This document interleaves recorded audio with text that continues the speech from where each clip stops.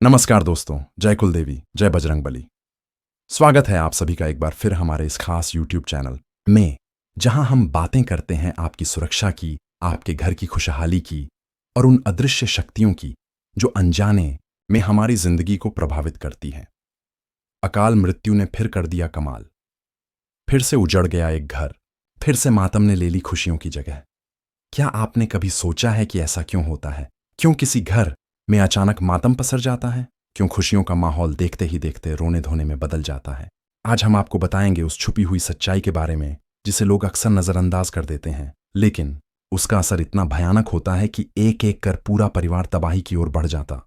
दोस्तों, जब कोई बड़ी अनहोनी होती है तो वह कभी अचानक नहीं होती।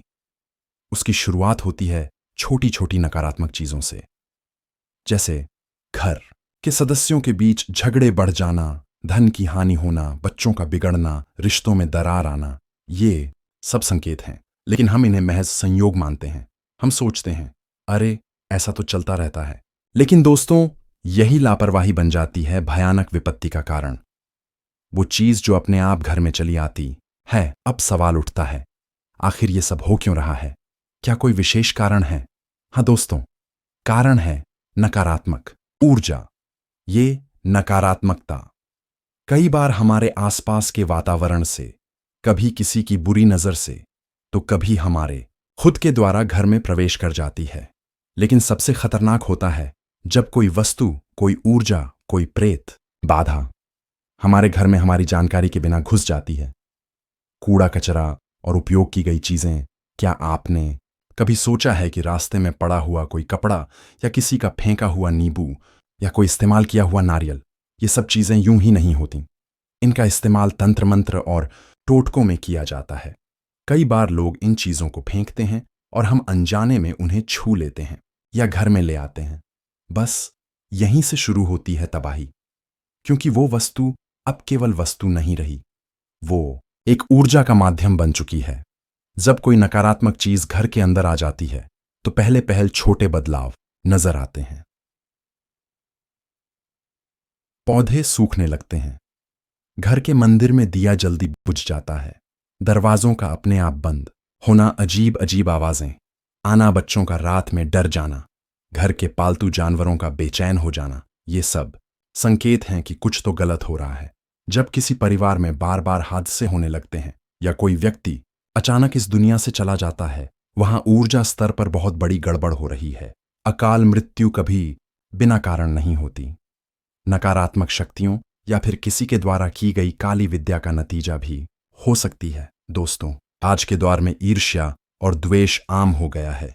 कई बार आपकी तरक्की, आपका सुख चैन किसी और की आंखों को चुभता है। वो कुछ नहीं कर पाता तो करता है गुप्त वार।